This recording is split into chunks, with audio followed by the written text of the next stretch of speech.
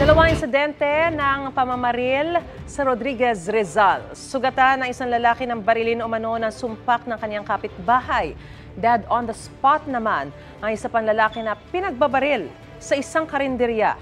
May unang balita si EJ Gomez. Dugo ang nakahandusay at wala ng buhay ang lalaking ito matapos walang habas na pagbabarilin ng riding in tandem sa Rodriguez, Rizal. Nangyari yan pasado 2:00 ng madaling araw kahapon sa isang karinderya sa Sitio Harangan, Barangay San Isidro. Ayon sa pulisya, kumakain ng 25 anyos na biktima ng siya'y barilin. Biglang ang dumating itong suspect, dalawa na nakamotor at walang habas na pinaputokan yung ating biktima. At hinabol pa ito, doon sila nagpang-abot sa may CR kung saan ay doon na namatay yung ating biktima.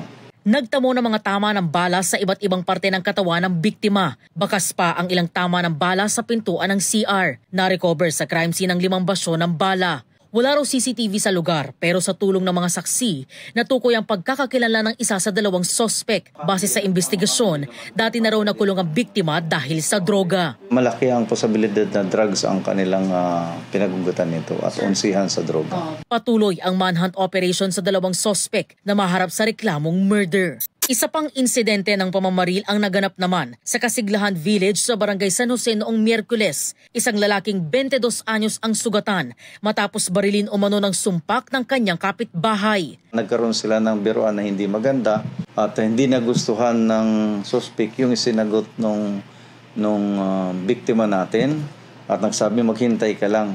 At yun nga, ilang sandali lang at kumuha nga ng sumpak.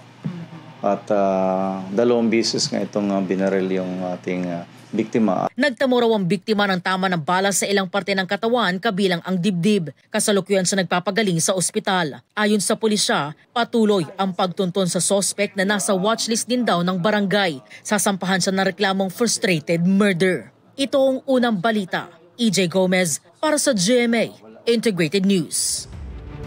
Gusto mo bang mauna sa mga balita? Mag-subscribe na sa GMA Integrated News sa YouTube at tumutok sa unang balita.